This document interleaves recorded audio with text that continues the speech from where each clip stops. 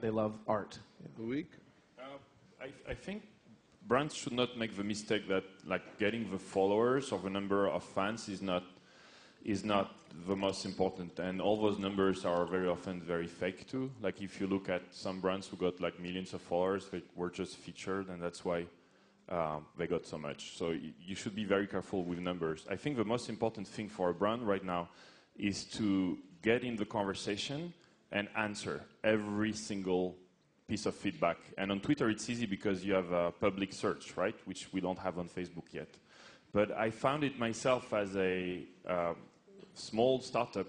We have 3 people answering Twitter 24 hours a day. So we have 1 person in Europe, 2 in San Francisco. If you ask anything about Seismic, we will answer. And that's my advice to brands, which I think is much more important. In terms of business models, in terms of how people can make money from this? Well, you get deals, for example. You get like Dell is selling stuff on Twitter. You have a lot of e-commerce brands. eBay is also having a deal stream. And there is a lot of brands who start, basically selling more thanks to their community. But I think it starts by being in the conversation first. Right. If you only stream, and don't listen, it doesn't really work. Look, I would argue for sure that any brand that doesn't have a chief listening officer within 2 years will have issues with their competition. And in fact, if you work in a company where people are not well, except you guys, because you rock, right? Because if you want to know someone's opinion, you tell them what it is. I understand that.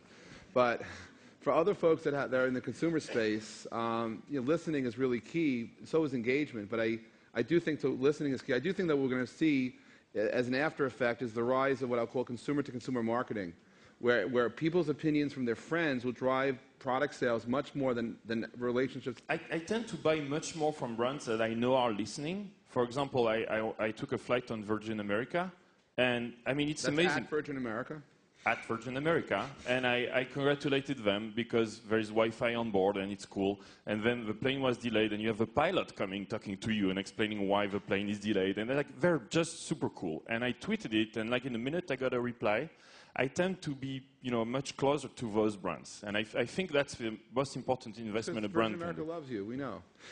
Yeah, and, some brands really understand this very, very well. I mean, take MTV for example, right? Those people, they encourage any kind of discussion around MTV, whether it's good or bad. They love it when people trash MTV because they know there's 20 other people that are going to support MTV, right? Whereas if you look at other brands, they're like Kraft, for example, right? They're very, very sensitive to their brand and what kind of content that they're associated with. So they shy away from a lot of sites, a lot of avenues that otherwise someone like an MTV would be more willing to participate in.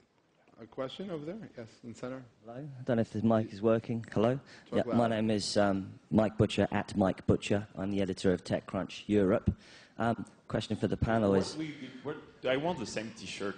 Yeah, you can get this at Mike. You should show your T-shirt to everyone. You come on stage, Mike. Come on stage. Show your T-shirt. Come here. Come on. That's like the best branding in a conference I've ever seen. All right. Yes. All right. Now go back to ask the question, please. Okay. So the question is the real problem with the real-time stream is just a fire hose, and many people here will follow a lot of people because they're like journalists like myself. We follow lots and lots of people because it's like radar for news stories. It's fantastic, but it becomes incredibly impossible to manage. What you really want is intelligent filtering. You want intelligence to come out of the stream, and then and obviously companies like Seismic will be able to target advertising and, God knows what else. So how are we going to get this filtering? How are we going to get this intelligence? Go ahead.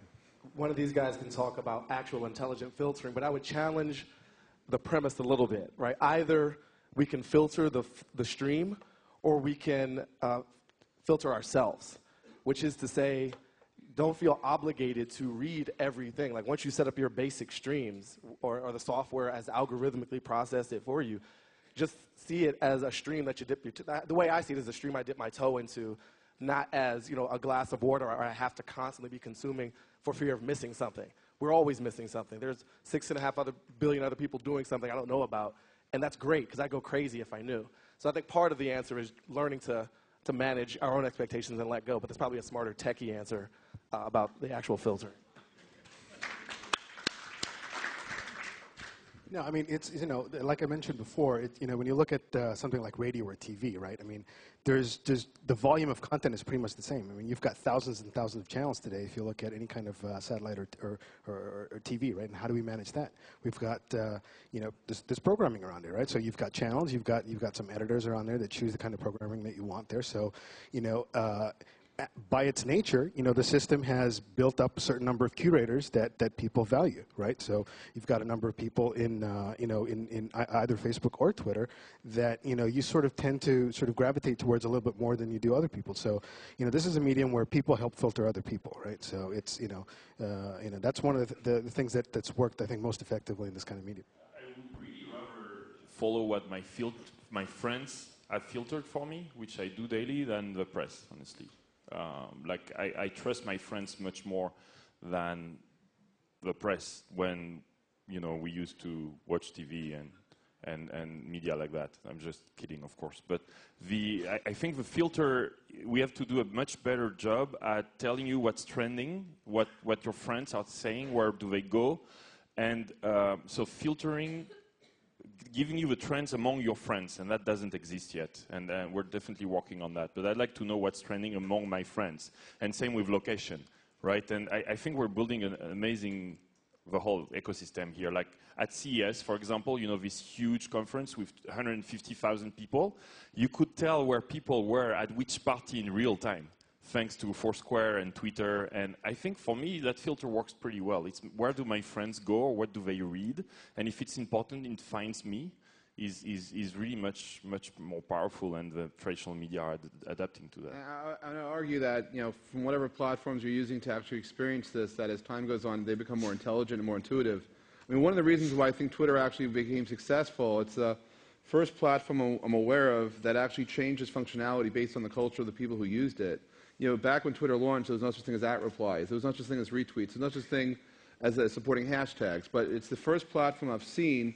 You know, Facebook, on the other hand, reacts to Twitter in a way that I've been an avid Facebook fan for a long time, but I feel that if Facebook doesn't focus on innovating Facebook, they're going to have some issues. That Twitter is, you know, has fundamentally, it's a public infrastructure. Facebook's fundamentally private. And when you try to mix metaphors, you break things as opposed to enhance things. But I do think over time we will see the filtering happen because it's a natural evolution of where things go. We have time for one quick question, so just try it. My name is Patrick Deleve. I'm co-founder of The Next Web. It's a blog and a conference. And also co-founder of TwitterCounter, which is the largest statistics. So we only have a minute, so please just... Well, you know, I wanted to address, we actually did a lot of stuff with earning money on Twitter. And, Congratulations. Yeah, thank you very much. So I didn't hear the two features I think are easy to make money off, and that's how we do it. First of all, it's statistics for businesses. People are interested in statistics. They have to, you know, tell their boss how they're doing. And the second of them is what I saw in Seismic Look as well, is featured users. Although it's not always on numbers, but we have clients as Paulo Coelho, 50 Cent, Two Millionaire, who, if they come out with a new book or a new CD, 1,000 more visitors is actually getting them more money, more marketing power. So I was hoping to hear more of that from you guys, but I'd love to talk to you guys. Thank you very much. Thank you very much. Thank you guys for being part of the panel. Thank you for listening, and I hope you enjoy the rest of it DLD. Thank you very much. Thank you.